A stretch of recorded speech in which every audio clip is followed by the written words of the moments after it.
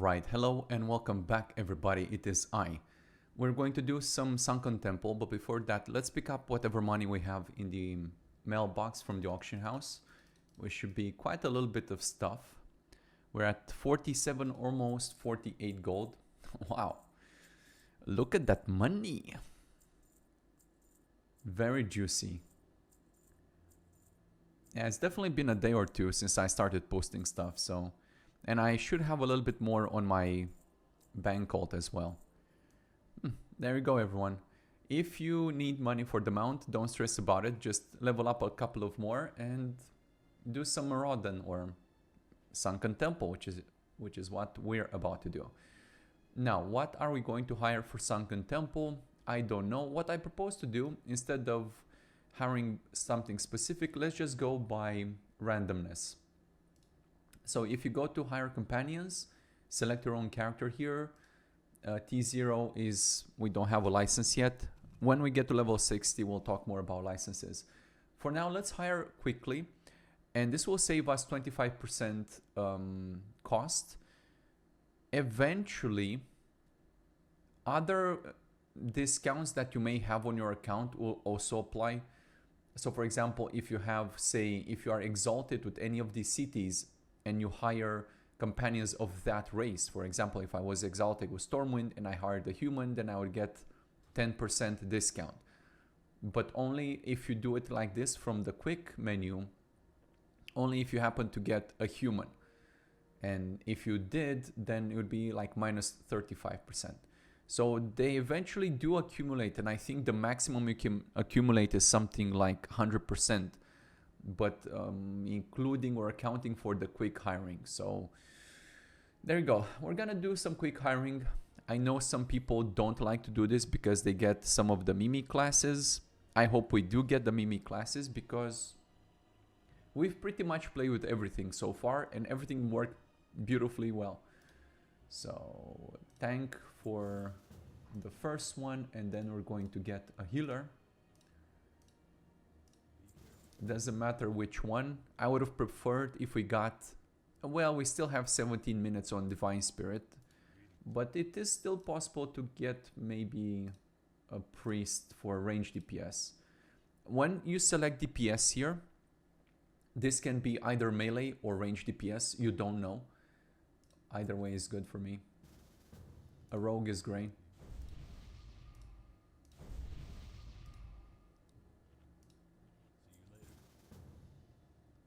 And a mage. Just a random bunch of poopies. I don't know what spec this mage is. It's probably frost. You can change the spec of the mage. So mages and paladins, they can receive a different spec. Mages can either be frost, fire, or arcane. We tested so far arcane and fire. So how about this, everyone? So don't say we're not being thorough.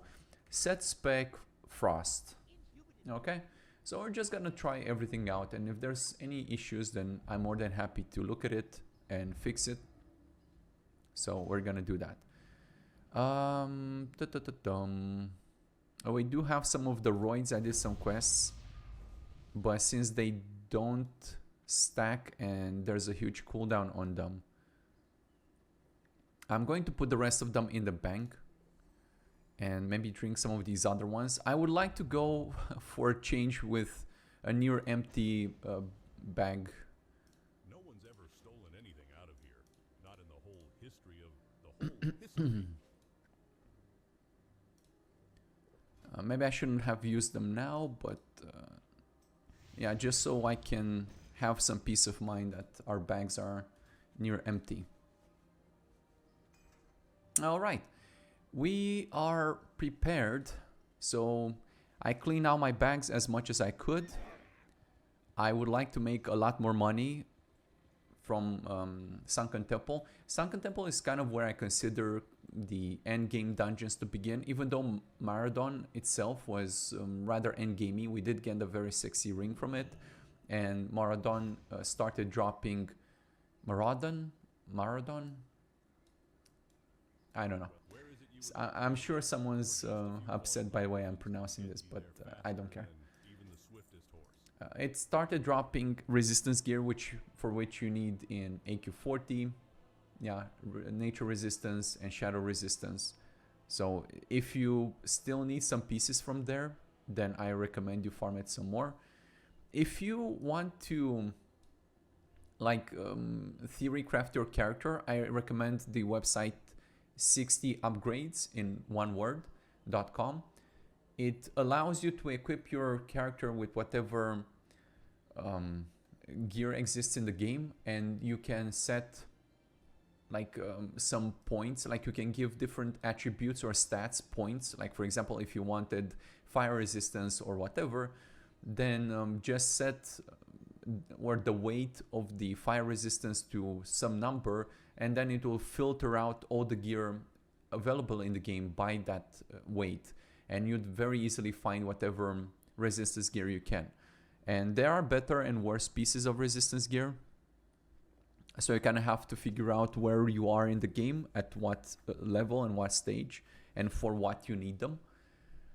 And besides this, I recommend an add-on called Item Rack. And what Item Rack allows you to do is you can also set up different gear sets in here. So for example, when I play on my main account, on my warrior, I have a whole bunch of resistance gear, and like fire resistance, nature resistance, my tank set, my DPS set, shield, sword, whatever. And you can very easily set up keybinds. You can create a set, save it, then assign a keybind to it, and then quickly switch between them. So for example, I would play a warrior and I would be like dual wield tanking, but when you're dual wield tanking, you still need to have access to your shield sometimes, because when your health drops below 50%, then you have to switch to your shield, or when you know you're going to take a lot of incoming damage. So I would have simply like bind my shield to control Q and my dual wield to control E, and I could very quickly switch between them. You do incur like a global cooldown, or your auto attack does get reset when you do so. So it's not like it's completely a free action. You pay one global cooldown for it, let's say, but it's 100% worth it, because yeah, it is what it is. You can only change your equipped gear out of combat, but your weapons, you can swap them during combat. Okay, so that's why it's very, very good. So I do recommend 60 upgrades to set up a bunch, or you can use it for upgrading or figuring out what upgrades you can get for your own character. You can punch in your current gear and kind of look to see where better upgrades can be found, and which locations or methods of acquirement are accessible to you at that point. I've used 60 upgrades to set up the gear for the companions, all their sets, and I often used it to benchmark and theory craft the companions and my own characters, so I highly recommend that. Anyway, we are going to Sunken Temple. Let me skip ahead for when I get inside the dungeon, and we'll take it from there. So here we are inside Sunken Temple. Now this place can be a little bit confusing if you don't have a lot of experience with it, but don't worry, I'll explain, and it'll be very, very simple to get through it. Now, first of all, what we need to do, well, if you have Atlas, the add-on, then you can open this up and you can help this navigate for you. Now, what we need to know is that there are two balconies at two different levels. One, it is in the basement, and one, it is at the upper floor. And we need to clear all the mini bosses on these balconies on each floor, both in the basement and both at the upper floor. We'll start with the basement, and the easiest way to get there is to come from over here. If you take the second from the left, you'll reach a flight of stairs, and these stairs will lead you off to the stairs that connect both balconies, both the upper one and the lower one. So we'll just go we'll go inside here, and whenever we see stairs going down and stairs going up, we'll just take the ones going down first. We'll clear that thing. We'll clear all the balconies, all the mini bosses on the balcony, and then we have to kill a boss. And then we also have to remember to summon our auto loot pet. And then we'll return and go up. So you see, you come from the main entrance. You take the second from the left. You get to this point. And then you go down. And then we'll return and we'll go up. So first we go down. We gather all these dudes together.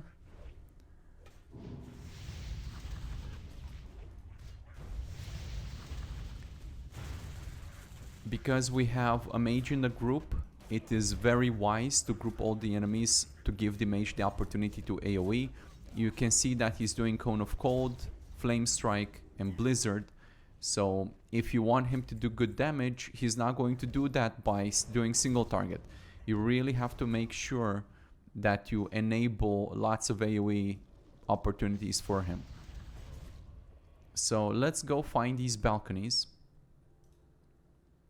and group up a bunch more enemies in the meantime.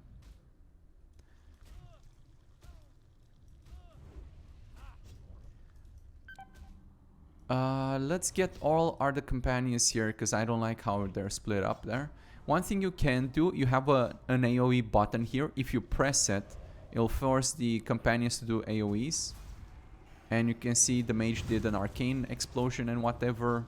Even the healer, the druid healer, did hurricane or whatever the druid AoE is called. That's because normally when your companions determine whether they should use AoE or not, it rather depends on AoE, on the specific AoE, how many targets they're looking for. But they do make sure that they won't accidentally hit targets who are out of combat with their AoE. In this case, these maggots were out of combat. And we were attacking this lurker, but they wouldn't have AoE because they wanted to avoid hitting the maggots. But when I use the ZAOE command, there's like it supersedes that check and it just forces them to use the AoE. So that's why it's good. Now we have to clear these balconies out. However, look at this picture right here. It shows some numbers. These altars need to be clicked in this specific order. So right now, if you look at the minimap, we're in the north. So we are at altar number 2. What we need to do is clear our way all the way to the south. And then start clicking them from south, then north, then whatever order, then number 3, then 4, then 5, then 6. It's a little bit inconvenient because we have to like ping pong around this circle here. It's not a huge deal. It doesn't take that long, but just so you know. So again, what you can do... Oh, okay. I didn't really need to do a ZAOE here because the tank is using oil of immolation, and that one automatically damages all the enemies within, I don't know, 8 yards or so, or 5 yards of him. So as long as he's near any of these guys, he'll automatically attack them and put them in combat. You can see the mage is doing very good damage, but that is only on the count of the fact that we are actually fighting enough enemies for him to do AoEs. A lot of his damage does come, you can see Blizzard, Cone of Cold, and Flame Strike. And some Arcane Explosion in there as well. So it's something that you really do have to pay attention to. If you don't do AoE with a mage in your group, his damage will be very pitiful, and you'll wonder why he sucks. Well, he doesn't suck. He just is built specifically for this. And if you've watched any of my previous videos, you see that whenever I put together a team composition, I consider what kind of encounters we will have. Okay, that's very important. Okay, so another thing is that not all the balconies have the entrance from the center there. Some of them, I believe, give me a second. I believe they're like this, or this could be one of the stairs going upstairs. So no, I think we're going in the wrong place. Okay, if there are stairs going up, it's in the wrong place. Never mind. We'll have some of this discrepancy here, and maybe on the other level with where you're gonna find the bosses or the boss entrances. Again, this dungeon is a little bit on the El Confusing side, but you'll get used to it very quickly. Okay, so here's the entrance. It's all good, everybody. Okay, so you can see the tank has emulated the maggots, and the mage has started doing flame strikes and blizzards. One good pairing I find with mages and warlocks is to bring a paladin and just to buff them with salvation. If you're playing, well, with the shaman is a little bit more tricky, because the shaman's totem affects the whole party, so you don't really have a choice who to give the totem of tranquil air to. It's not so ideal. Shamans really do like melee DPS more than range DPS. I don't know. Well, shamans are great. It's just they have their own tricks and caveats and whatnots. Okay, so we are in south. Again, if we look at Atlas, you can see we have to click this first. So we click the snack here. The next snack we click is that one over there, and that one, and so on. So let's get to it. Whenever you don't remember the order, just bring up Atlas and it will show you. Now we have to make our way over to the north where we began. It's all right, everybody. It's all right. It shouldn't take more than 30 seconds to get there. If you did have, say, multiple group members and not the companions, then what you could do is you could clear the whole entire place and then send people to each and every one of these, and you coordinate whomever clicks first. Everybody should know, and yeah, that would save you a little bit of time. But we don't have that luxury. It's not a big deal. We make it work. The companions are convenient in all the other ways under the sun, so we can allow them a little bit of understanding, let's say.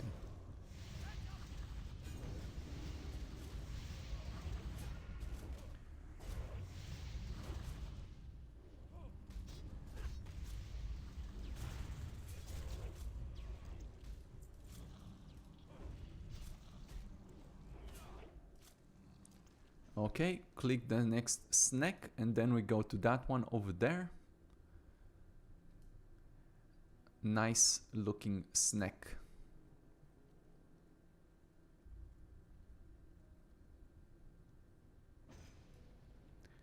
Maybe I'll just skip ease ahead to the next one, so we save a little bit of time. Okay, here's the next balcony. Just group up all the guys. Do a nice come here just so we can get the mage into an arcane explosion position. And you see he's doing a nice cone of cold.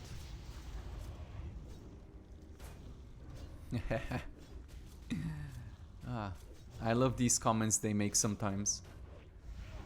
They bring a bit of joy to the whole situation. Okay, we got that snack, and next we do the one opposite. Okay, so this makes it the fourth snack, and then we have to go. Hold on. Okay, click the snake. We have to go to that one over there, so we're going around the whole thing once more. Okay, nice, beautiful explosions and arcane explosions. I really do enjoy these. Look at this awesome mage doing lots and lots of damage, man. So great. Great. Click the snack. We only have one more.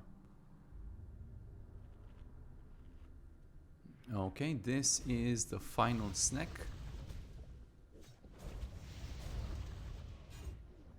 Get the mage over here.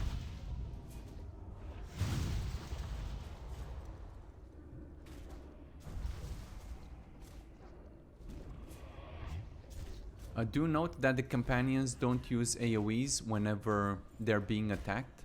So the mage started off with some arcane explosion and then he didn't do anything else. Well, he did a Frost Nova, which meant that he's being attacked. Anyway, click the final snake, and what will happen now is that some boss will spawn downside.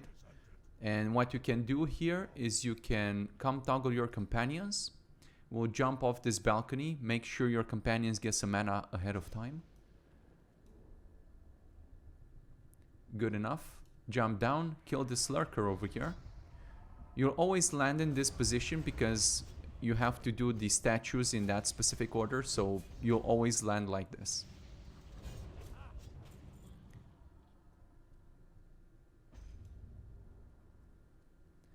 Now, send the tank in to get this boss.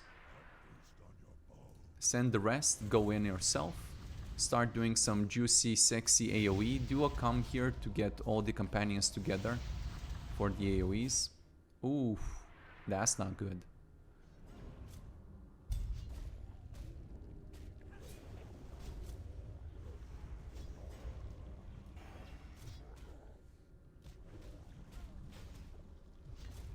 Yeah, mage and tank, or warrior tank, not the best combination there, not the best synergy. I do have a healing potion if need be. I guess I should use it now.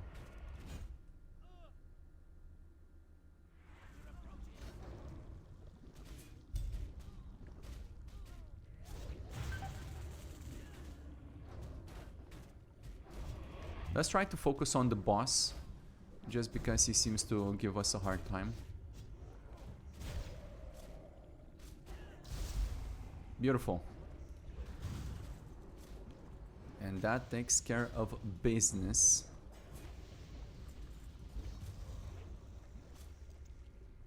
Okay, did this guy drop anything important? He did not.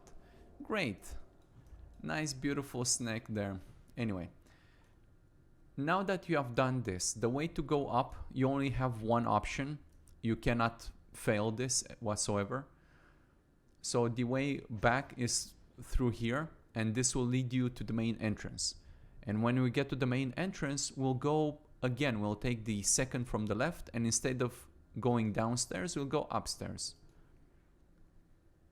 So as we come up these large stairs, you will see that we have come through the right side of the portal. And now we will go once again the second from the left over here, where we went through the last time when we entered. The mage is out of mana, but yeah, he'll figure it out. So you see the guys are already dead. We get here to the choice, and instead of going down, this time we'll go up.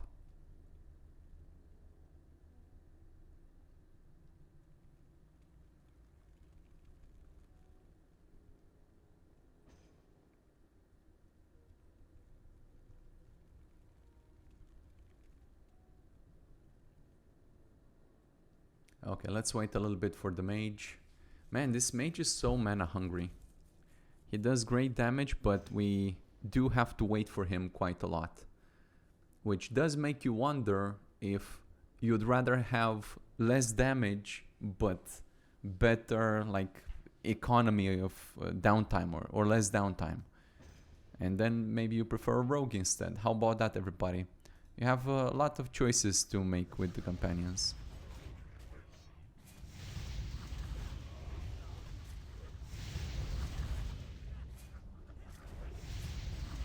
Alright, so here we have to fight once again 6 mini bosses on the balcony. We do have to kill these guys in order to move forward, so we cannot skip these or anything. But it's not difficult whatsoever, it's just as easy as before.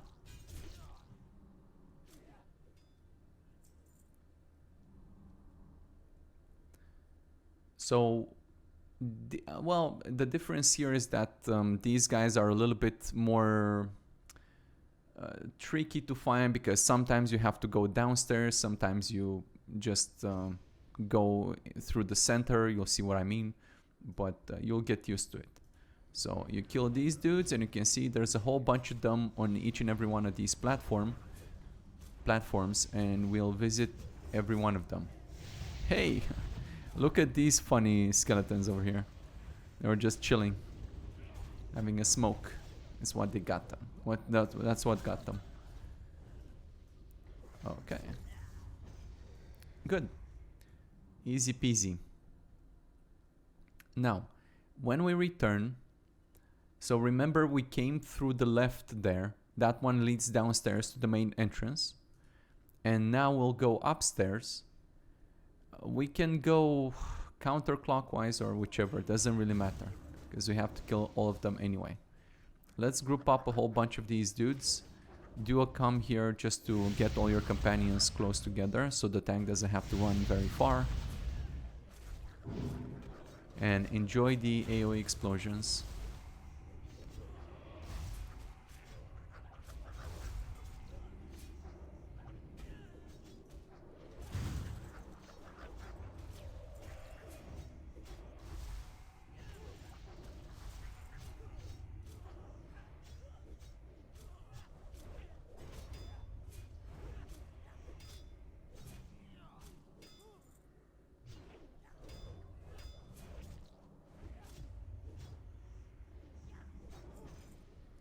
Okay, more downtime for the mana break for the mage. Get used to it, everyone. Lots of damage does come at a cost. Some people don't like that the companions use all this mana and they would prefer that they are more frugal about it. I don't share this opinion because mana is only a resource that's meant to be used. So what's the point of having mana or fighting or being a damage dealer if you end a fight with not empty mana bar? Like, you gotta do as much as you can. And especially in the case of the companions, that I don't know what kind of encounters you'll have.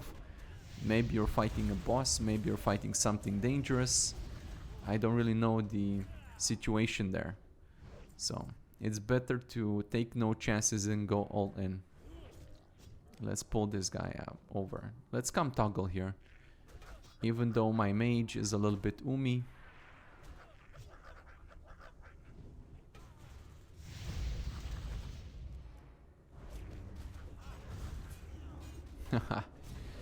The druid used nature swiftness there to get me up.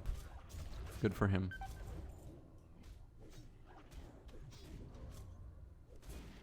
Oh no. Oh no. I do not appreciate being turned into a frog. And the healer did so as well, but we do have a warrior tank and he's rather good at taking up some, resisting some damage in the meantime.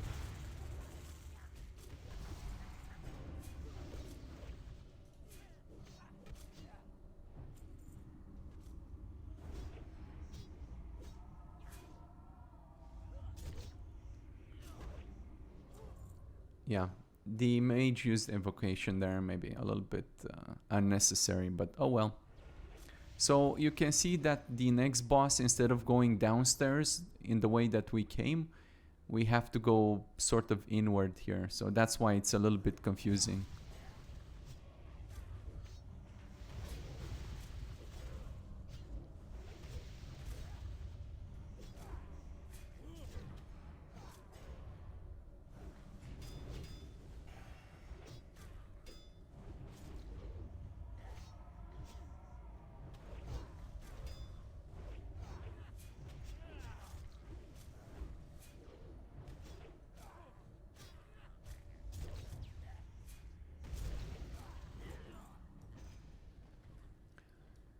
These guys sometimes do drop some interesting stuff, but it is possible to get some good endgame gear from this dungeon, especially some good greens. I know a lot of people don't like greens, but greens are good, man. Like, there's some powerful greens. I mean, green item has like 2 stats, like say strength and agility, and blue gear usually has more stats, like strength, agility, and stamina or something like this. So that's kind of the difference there. But primarily, if you get your main stats, like strength and agility, then you can do it a little bit without some stamina or whatever. It's not always like that, but that's at least how I view things. So green gear is absolutely good.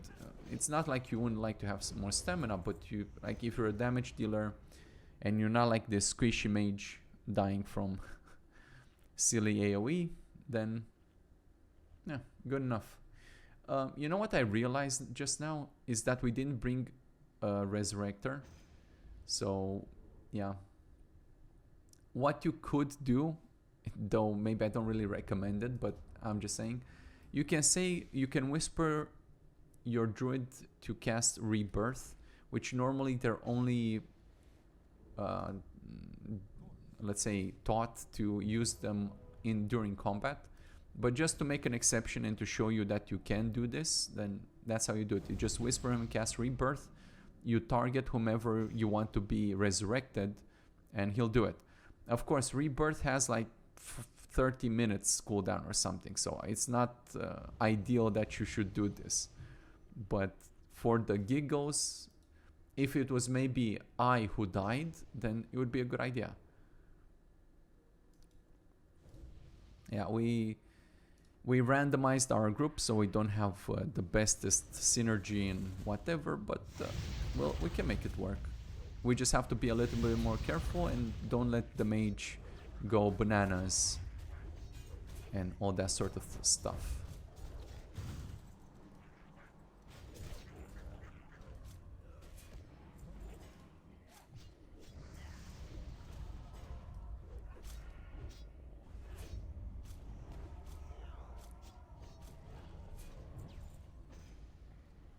Okay, that makes 3 of them down. Halfway there. This is kind of the lengthiest part of this dungeon, just killing these mini bosses, basically going all over the place for them. Involves lots of walking, and if you know this, then perhaps you can make better decisions for your team composition. Like, for example, you could bring a hunter and he would definitely make you run around a little bit faster. How about that, everybody? I'm just saying. I wish I had the hunter with me right now. Wouldn't that be grand? You see, it's better to give the warrior a little bit of time on the pull, because now he had a little bit better control over the whole situation when the mage started flame striking and stuff. So patience is rewarded, bros.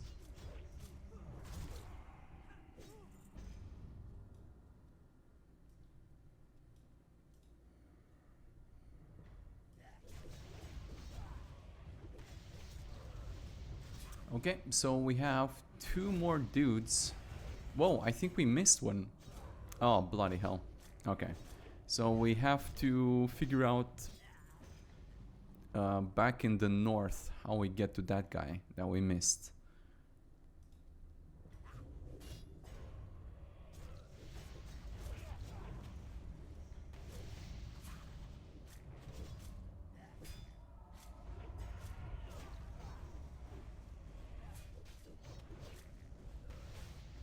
Okay, this one is the one before last, and this next one was probably downstairs, and the final one is inwards. So let's put that to the test. We still have some more trash clears, but we should get there in shortly. Okie doke, here we are, the final one. Let's get him. And after this, we're going to jump downstairs and pretty much murder every single one of those dragonkins. Otherwise, it's going to be sad days for all of us. Pro tip, you should kill these healing wards because they provide quite a lot of healing. So they're not to be trifled with. Especially, well, if you can kill the enemies super quickly, that is one thing. But in my case, I cannot. So might as well just kill them. Good. Short mana break, and then we'll be jumping downstairs. Now from this situation, we want to kill all the dragonkins. We can do it later as well, so we don't need to rush it in particular, but I think we should start clearing them out, because we have to anyway. And then we go over here to number 4. So pick a spot that's maybe more decent. I prefer usually to jump down here because you jump on this thing and then you jump on that thing and you're kind of safe-ish.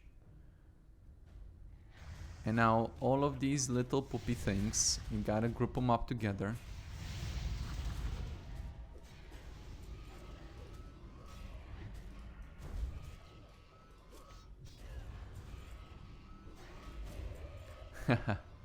Whew, that whelp was a nightmare, but I've cracked it like a nut at Brewfest. Okay, sometimes they're funny. Okay, more of these things. Which is good for us because we do get a nice amount of experience.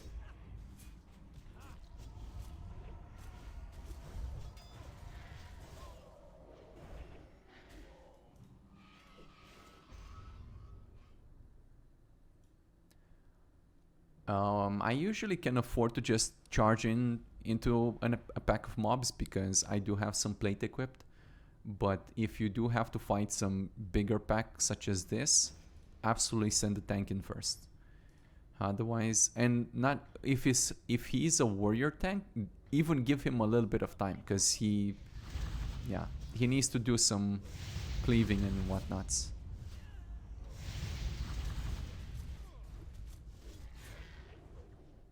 As you can see, even without that leeway, it's still not enough to hold off the mage.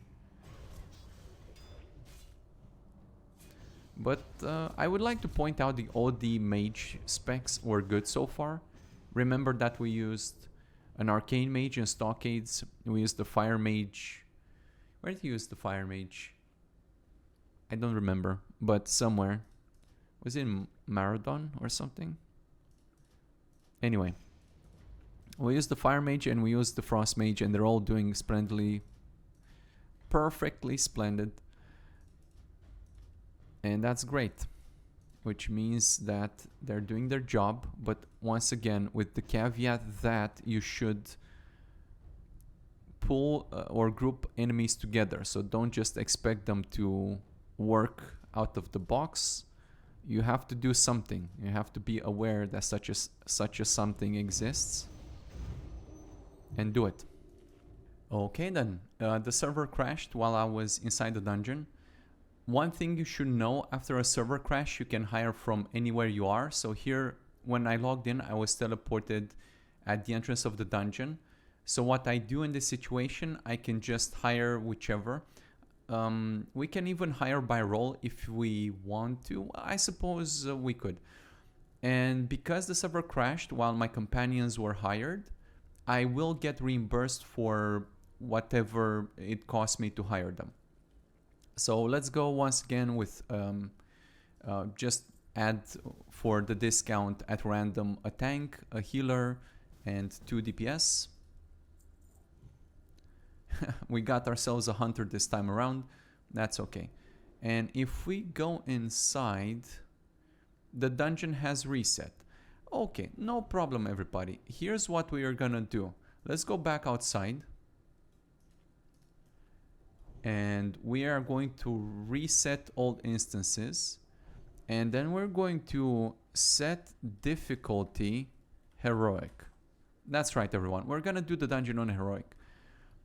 But I think first of all, I'm going to go and empty my inventory because I'll like if I got the full inventory on a normal dungeon, for sure on a heroic one, it will be just absolutely stacked. So I'll be right back. Okay, everyone, I did my inventory management and I am back. We should be on heroic difficulty, which means the enemies are 50% stronger. Well, they have 50% more damage and health, but they do give 100% more XP and loot, and I think money as well, but at least loot, which does or should make it more profitable. So even though the server crashed, it's not a problem everyone, because we look at the bright side of things. It did give me the opportunity to go and do my inventory management, which is a good thing. And it also gives me the opportunity to show you how it goes on heroic. How about that everyone? So everybody kind of wins here. Now, we do have to be a little bit more careful than we used to. Let me think about it. So what's our team composition? I hired these guys at random because I do want to make a point with the randomness here. Now, you should customize if you have good reason to, but for the purpose of these videos, I would like to show you that you don't really have to stress too much about things. You should more or less just play with whatever you like. Like if you like a certain class or you like a certain combination, then it's perfectly fine and acceptable for you to play with whatever you like. Now, our paladin here seems to be doing very well for some reason. Okay, so he's exercising and stuff. We still didn't get a priest, but at least we got we got a druid, and the druid is able to give us Mark of the Wild, and the Mark of the Wild we needed for extra experience, so that's a good thing.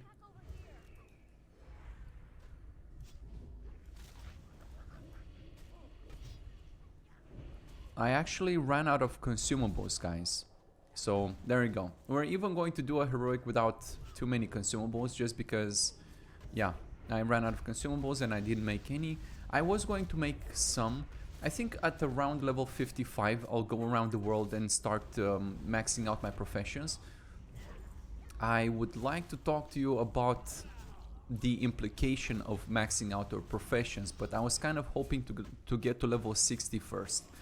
I'm not sure how that will work out in particular. What will I do? What will I do?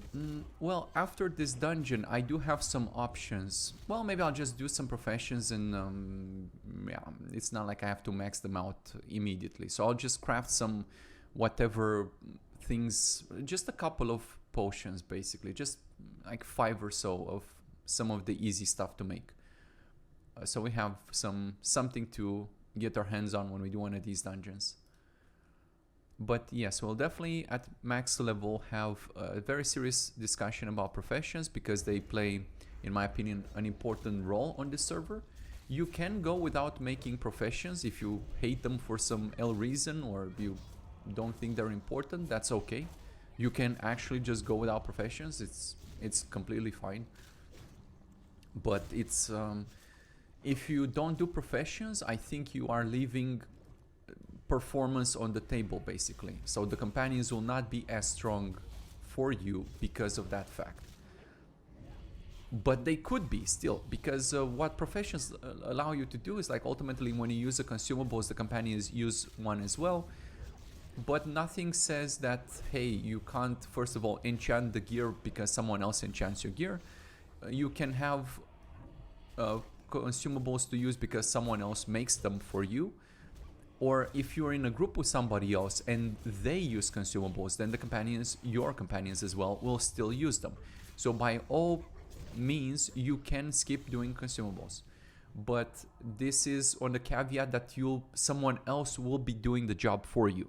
And in my case in particular, I do intend, like, the ultimate goal for me is to create a solo group. So of course it won't be possible from the very beginning to do solo raiding, but eventually this is what I want to build into. Let's go, well, who the hell cares? It doesn't matter, we can go whichever way.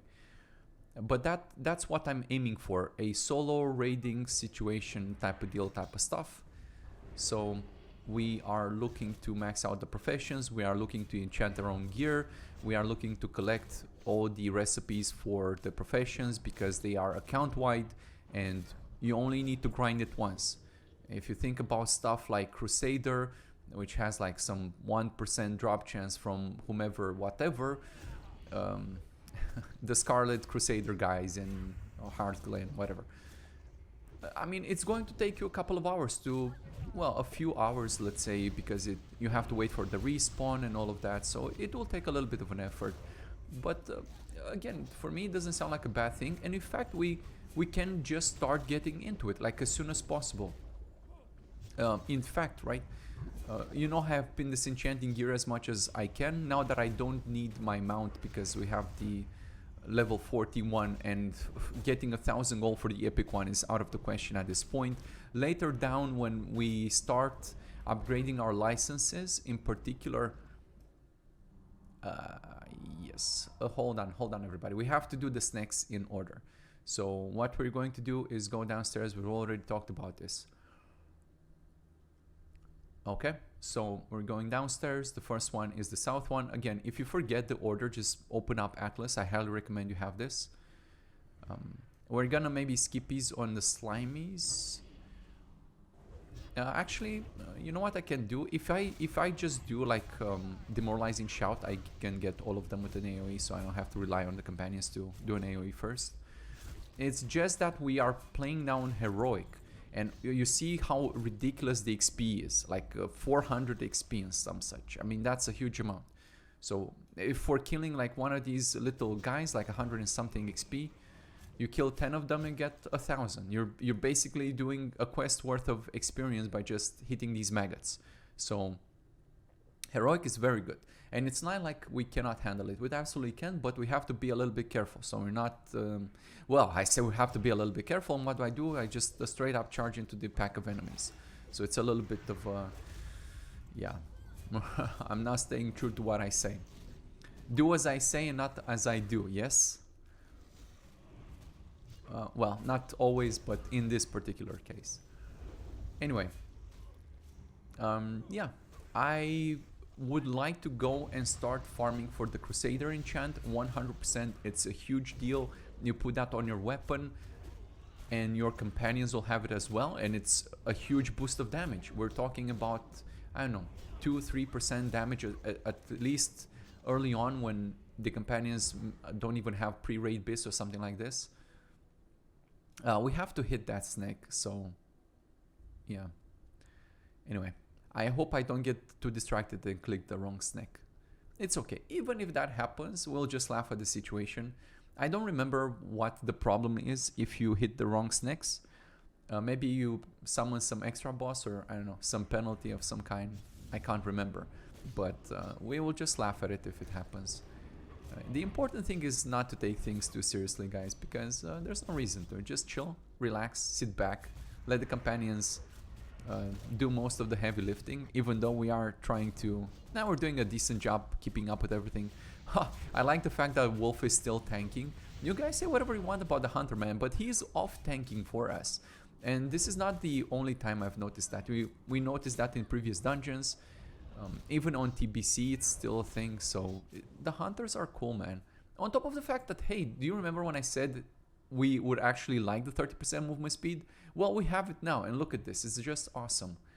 And also, I do have Mark of the Chosen. You get this from a quest in... what's it called? Not Blasted Lands. In Desolus, somewhere in the south. And this is one like the best trinkets you get. 25 stats by... all stats, 25 all stats. That's just huge for any reason. And yeah, this is why I enjoy charging, because this one procs fairly consistently. And it's more damages for me. And I'm trying to keep up with these savage companions. But yeah. You can see that Wolf is tanking. I don't remember off the top of my head, but it could be that I set the tank not to worry about pets tanking. So the... Maybe. I don't take my word for it, because it's been a while since I looked at the logic. Well, what happens is that I've rewritten the logic so many times over the years. And I've made even more changes and improvements, let's say, on TBC, that it's hard to keep up with it. But there was, in my mind, or at least the way I remember it, the tanks are not supposed to taunt off of pets, because I find it a good thing that the pets are tanking. But you might ask, but what about in raids? Well, how the hell in a raid is a pet going to tank anything? Like, how? By what metric is that going to happen? Like, you must have some incredibly lazy tanks or something. I don't know. I can't imagine it. If for some L reason your pet... Well, first of all, if we are to go like that, toggle off your pet's growl or something. If you have the pet yourself, if you're the pet owner. And if it's the companion pet owner, No, hold on, because I think in the logic of the companions, they don't growl at bosses or stuff. Okay, so I think what happens is that the companions don't send their pets to growl at actual bosses or things that the tank has aggro on. They growl at whatever to peel for squishies in the group, right? That's what they try to do. In which case, the tank looks at that as, oh, that's a good thing for me. I don't need to intervene in this because the pet is an extra body and he, alleviates some of the damage from me. And the pets have a very low priority of getting healed, much lower than tanks. That's for damn sure. So if a pet is tanking, he's actually alleviating a lot of pressure for the tank, and the tank considers that a good thing. But the pet or the hunter who is controlling the pet, the hunter companion, would not taunt a target that is being tanked by a tank, whether it's a player or a companion tank. It doesn't matter because it's they look at that shit and they understand what's going on.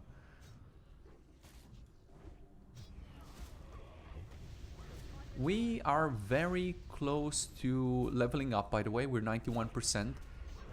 Paladin bopped me. I almost dispel my own sweeping strikes. It's very good, everybody. I enjoy it. I enjoy what we're doing. I'm glad I'm keeping up with these guys in DPS because they come with far better gear than mine. My gear is like... Yeah, we talked about it in the previous video. Like, my gear is from, like, who knows how many levels behind, because I was trying to stack spirit, and some of it is, like, God knows where. I don't know, like, I don't even know. Level 44, this one, I can't even see the item level, man. Like, that's how far behind some of this is. I don't even remember. A lot of it is from quests. Very little of it is from drops, usually because you get most of the spirit gear from quests. Quests are very, very generous with the spirit gear. Okay, so we clicky the snake here. And then we have to go all the way in the south. Again, if we check the atlas, number 3 is down south. We're gonna backtrack a little bit. We probably already cleared the place. But hey, 30% movement speed while going down these corridors is a huge thing. Yeah, it saves you a lot of time. Highly, highly recommended. Eventually, like as I'm writing the logic in TPC, I'm writing the whole code and the whole logic from zero, which of course makes it take longer to do and everything. But the advantage is that I get an opportunity to make improvements. So because I have to think about it from scratch, and I have all these years of playing and feedback from players and being in all these situations, now I can think back whenever. So the way I do it is I take a class and I go through each and every ability from the spell book, and I say, okay, what should the logic be here? And I think back on all the times that I have played, or I have received feedback from players, or I have watched other people play. How is this being used? Is this correctly used? How should they behave in a way that they kind of meet your expectations? Even though you might say, what does it matter if it reaches expectations or not? Well, just because if the companions meet expectations, you yourself play in a way that is natural to you, right? In a way that it makes sense to you and for things to go naturally. And if that happens, then you don't have to worry about, I don't know, using commands or having to figure out this and that or the other thing. You just play the game and you enjoy playing your own character and your class, and you focus on you and what you have to do. So you have a good experience and you can rely on the companions to give you what you need to make that happen. So that's kind of my philosophy going into TBC. Because, yeah, I don't know, it's kind of a challenging thing, and of course it's hard to say what expectations are because everybody expects different things and all that jazz, but there is such a thing as common sense, so we can commonly agree on certain aspects, or most people, yeah, that's what common means. Most people would agree on certain things. So I try to go in with that philosophy. And whenever I can, or whenever I consider it, because you see, I play on vanilla myself, and I think back, hey, I did this improvement on TBC, this would be cool if I brought it to vanilla. And I do. I do bring some, I backport some of the code, and I do try to make some improvements here and there to vanilla as well. Though it does give me more work to do, and of course it makes the whole process take longer, but I don't consider this to be a race, to be honest. I would rather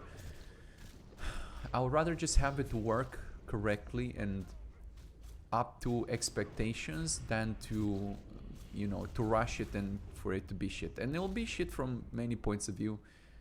Like, I don't know, some quests not working, or I don't know what else, crashes and whatever. It will be plenty of ways in which it will be shit, but at very least you should know already how the game works if you've played on vanilla. It should be a similar experience.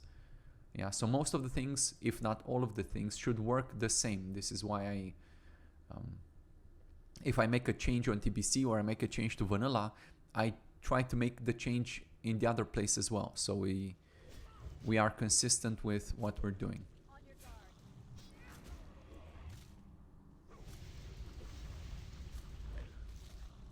I think after I do this heroic dungeon, I might show you Alterac Valley, though I don't really recommend it, but and I almost never do it myself. It is a popular way by which people level up, especially in the 50s. So just for that purpose, because it's something that people like to do and they recommend new people to do, it's very often recommended. I will just show you, or we would just do it for the giggles of it, just so we have some laughs. I haven't really worked or developed the PvP side of things too much because it's just the PvP. Everybody does PvE, but not so many people do PvP. So, or not as many. So in that case, might as well just focus on the big things. And don't get me wrong, the thing is, what happens is that by working on PvE side of things, indirectly, I'm also working on the PvP side of things. How? Because I gain all of this experience, and I learn certain things, and code that I write for the PvE side, oh shit, we're not fucking around this time. Okay, sorry everybody. Let's focus down on the ads first. Last time we got around with, just fucking around. But this time we're not going to.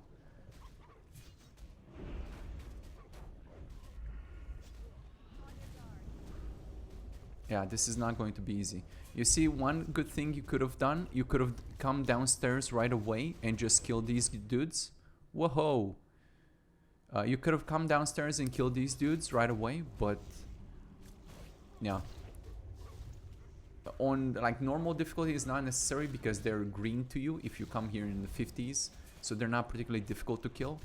But of course we're doing heroic now, so it's a different proposition altogether. But hey, we managed to do it, and you know why we managed to do it? I'll tell you why we managed. It's very simple, guys. And you say that I'm lying to you, but no, it's very simple. Because the tank healed himself. Right? If you look at his aura, he has concentration aura, he has spiritual focus talents, which means even if he takes damage, while he's taking damage, he can still heal himself. That's what happens.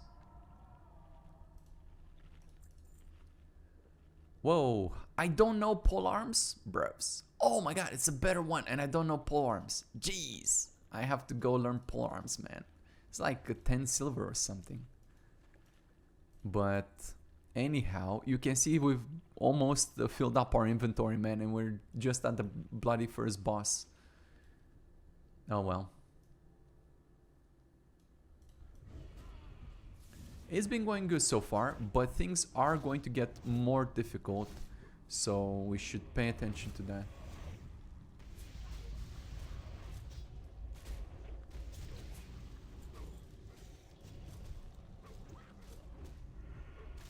I absolutely love it to see when everybody is on the same page with the damage.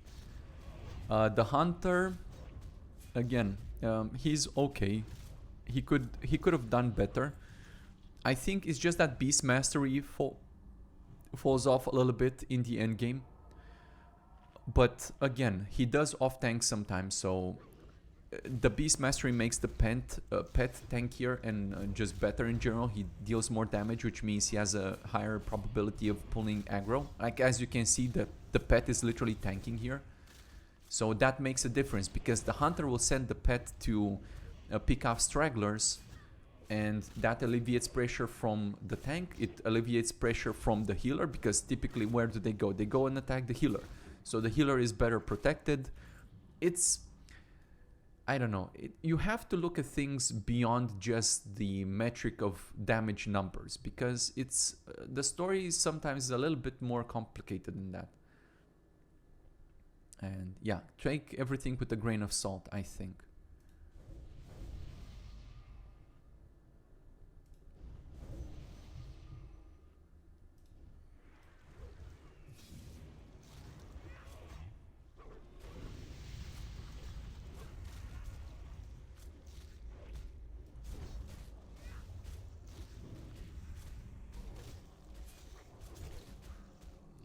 The rogue is the dagger rogue. So the difference between the dagger rogue and the other rogue, the combat one, the combat one gets this ability to do flurry or whatever it's called. The AoE one allows him. It's the same as sweeping strikes, sort of. So, and that one is better in AoE situations, but I don't know. Typically when we bring a rogue, because all the leveling rogues for the companions, they are daggers and they're always top DPS or very close to it, so didn't have to ever worry about them or anything like that. And you can see they do quite a significant amount with ambush, right? Because they do put some points into it. So, well, I think especially when you're doing quests with them, and it's very noticeable. Sometimes they get these lucky ambushes because you see they do proc remorselessness, which increases the critical chance of ambush by 40%. So what happens is that they are so strong, they can sometimes just one-shot the outer world mobs. So yeah, you just go around and just blast everything. Basically, nobody else gets a chance to do any damage. That's how crazy they are. So I love that aspect about them. It's one of my favorite parts about the ambush rogues. And when we get to play a rogue ourselves, because I do intend to level one of each class, we will definitely be doing some team ups with rogues of such nature.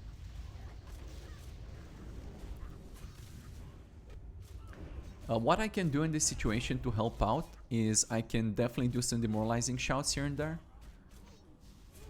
If I see my guy just maybe taking too much damage or being in danger.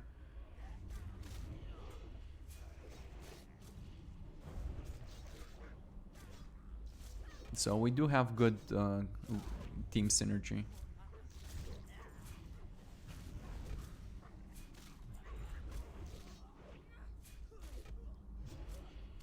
And of course, inventory is full, everybody. What can I do about it? Tell me.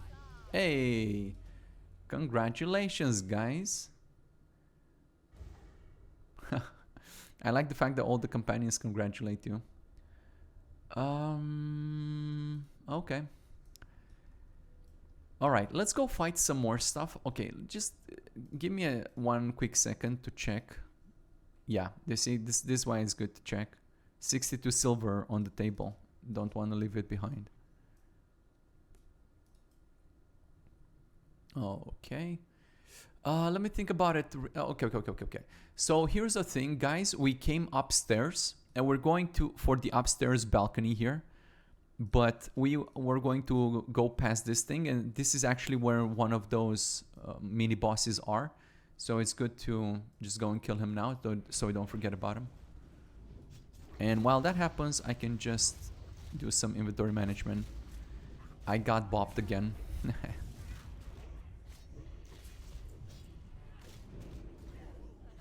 Yeah, there are plenty of things that you can throw away.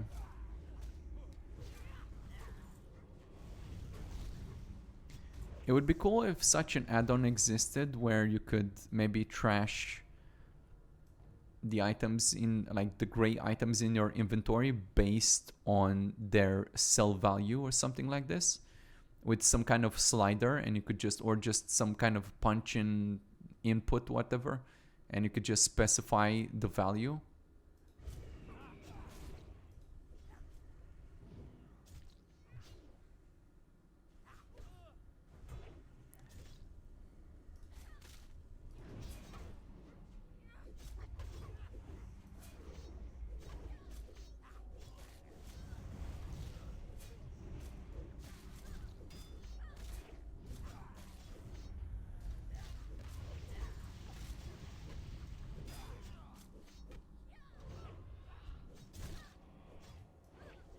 Hey, nice shot there. Awesome.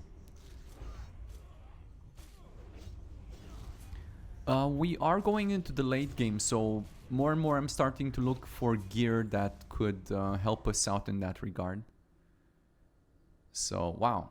That's a lot of spirit on that one. It is pretty good. And it's also soulbound, so I might as well just pick it up. Wait, which way should we go? Let's go this way. It doesn't matter at this point. It's just... I think we did it no, we did it clockwise the last time, so let's... yeah, keep consistent. I like consistency. Yes! Hey! I like the dispels from the paladin, man. Just... I don't know, just paladins are so good. It's one of these classes that you might say, oh well, he doesn't do that much damage and this and that and the other thing, but bruvs, what are we talking about? Like, you, again, it's all about all these extra things. Like, for example, right, he depolymorphed me here, and because of this, think about all the extra damage that I have contributed to the group by not being polymorphed for 30 seconds or something, right? So would you consider that the damage that I deal in this time would or should be attributed to the paladin or not? Because I think so, right? But it's very difficult to gauge, so people sleep on things like that.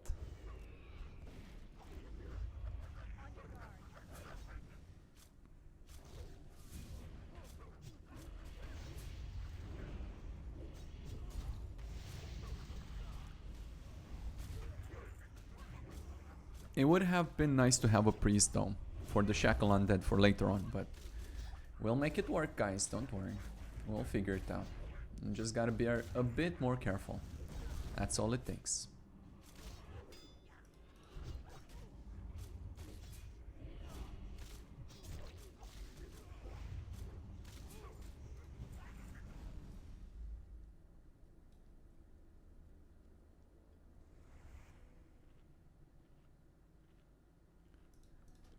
Yep, I keep picking up the poopy things.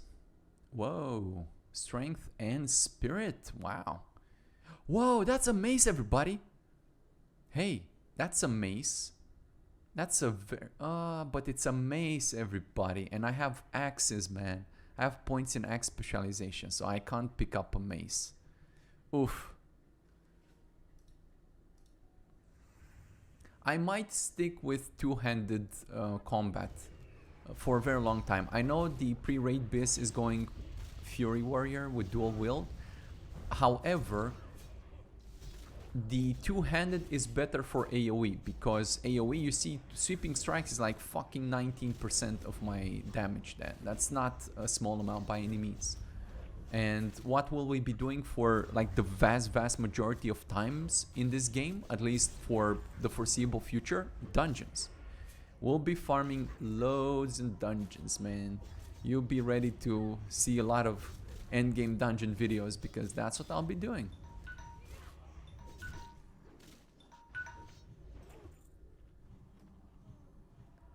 Sorry, my phone there. Did we miss or skip piece? Because I've been talking about things and sometimes I forget to pay attention. but not a problem because we'll figure it out.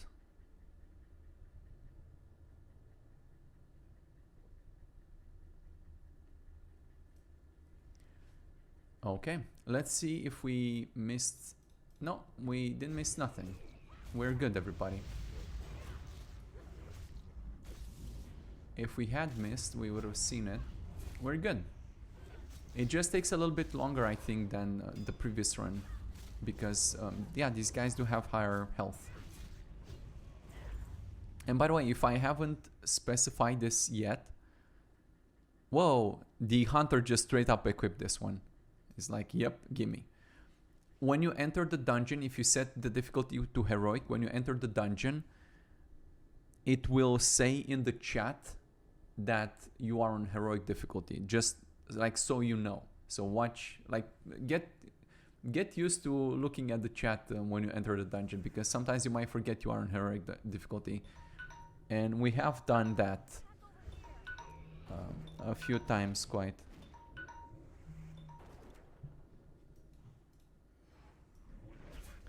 Anyway, so far so good. Maybe I'll just skip ease ahead a little bit until we get to the bosses part, just so we can, or maybe I'll just skip ahead to where we left off, because it seems to be more than manageable at this part, so I don't foresee anything that could give us any trouble. Here's what the plan is. I got cursed, but my druid did not decurse me. Now, I don't remember specifically, but I think the priority for decursing is below the healing. Maybe. I guess I could look in the code. But no problem, because I will whisper him to cast remove curse on whomever's got the curse, because that seems to be like a pretty damn big deal, man. Like that thing just completely destroyed us. So let's go again. Let's do a pullback here.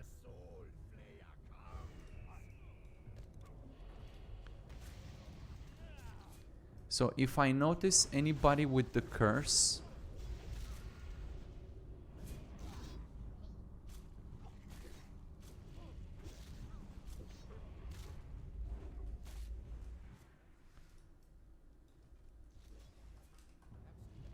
invalid target. Okay, so it doesn't work then.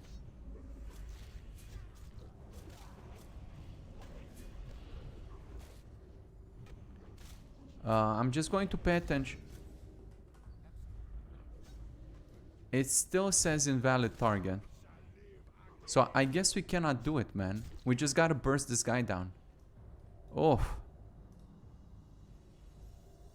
Wow. That curse is completely bananas.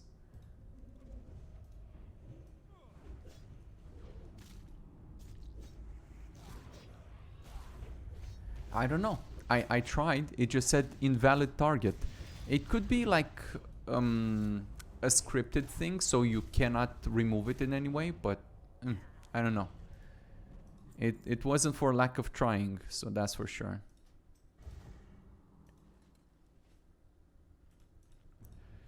Well, at least we got the job done. It wasn't easy, but yeah, it worked.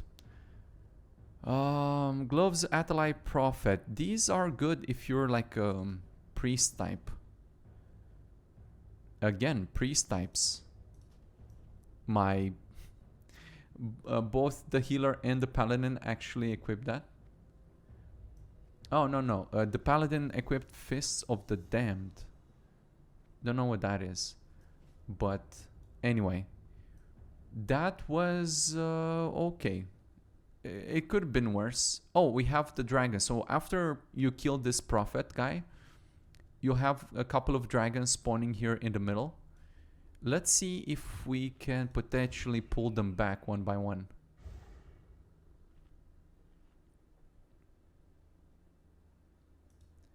Okay, I guess not fast enough. We'll need to intercept a little bit. All right. It's gonna work out. It's gonna be okay.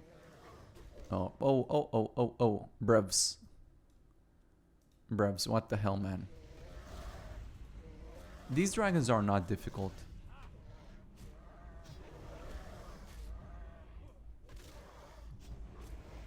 Still gotta worry about my inventory management. Until we get to Rune Cloth, I don't really have a choice about it. We gotta make do with what we have, eh? I'm very, very close. 10% to leveling. I think by the end, with what we have, I probably can't get the 10%. But I'll just do some quests in the meantime. And maybe afterwards, we'll do that Alterac Valley stuffy thing. To show you what's going on there. And we'll see. Then, I don't know. I guess we'll see how good the Alterac Valley is. People swear by it. They say it's the bestest thing in the worldest. And we're gonna give that a whirl.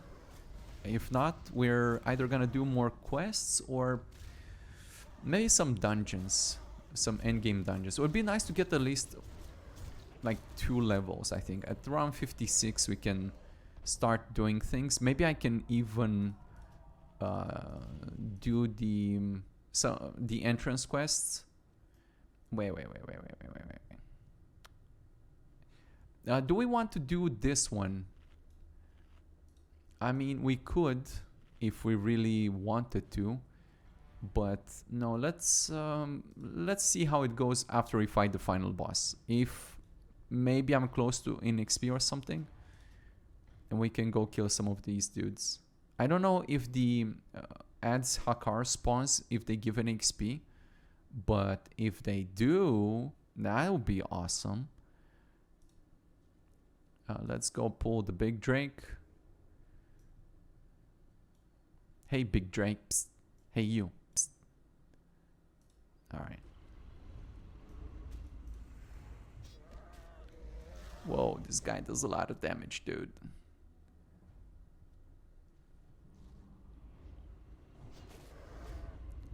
Wow, this guy does a lot of damage.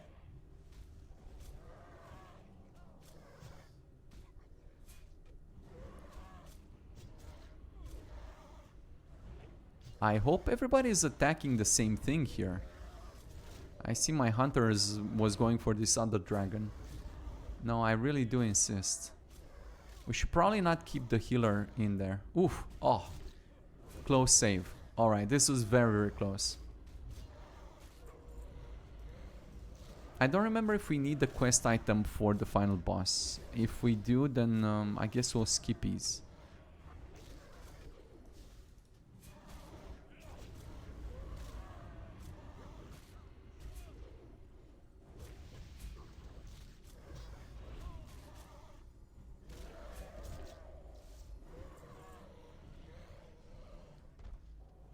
Cool. That was tough. Man, I mean, heroic really does... Wow, we got 2% out of all of that. Incredible. These guys don't mess around. Heroic is very, very tricky, but it definitely pays off if you can do it.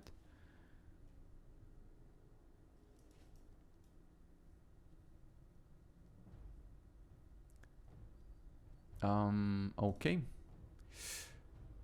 Let's figure out if we're gonna be able to handle this. I don't have any more consumables, so that's kind of what it is.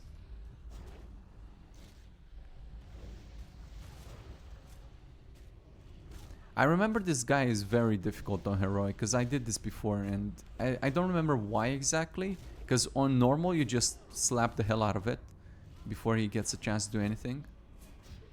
But on heroic he might... Yeah. I don't think we can do this, boys. Yeah. No, I don't. Ouch. Run. Oh, but you can't run. You can't run, so might as well just die with honor. Yep. Yep. Alright. I think we're going to call it here, boys, because this guy hits too hard.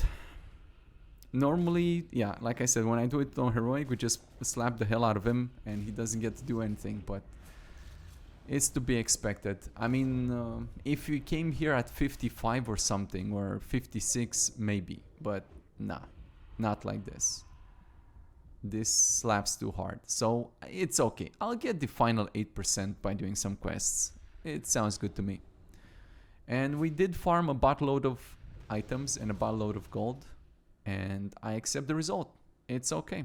We did a good amount of farming in Sunken Temple, so I say we leave Sunken Temple here for now. I don't think the final boss drops anything that I want for my warrior, so we can let that be. Maybe I'll look into it, and if it has anything that's on my BIS list, pre-raid BIS, then I'll come back later at 55 or something. So for now, I say we end it here. We definitely farmed a lot of Sunken Temple today. It was good runs. When I get my items back from the auction house, I will make quite a killing, so we'll definitely go beyond 100 gold, maybe 120 something, I don't know. I posted quite, well, this is the third inventory full of items that I post, or I'm about to post. So I look forward to the returns on that one. Well, okay, everybody, thank you very much for watching. I hope you enjoyed the beautiful place that is Sunken Temple, which is everybody's favorite dungeon of all times, mine as well. I'm kidding, it's pretty okay. I mean, it has what I like the most: packs of mobs, lots of loot, and good XP. So, sounds good to me. Alright, see you everybody in the next video.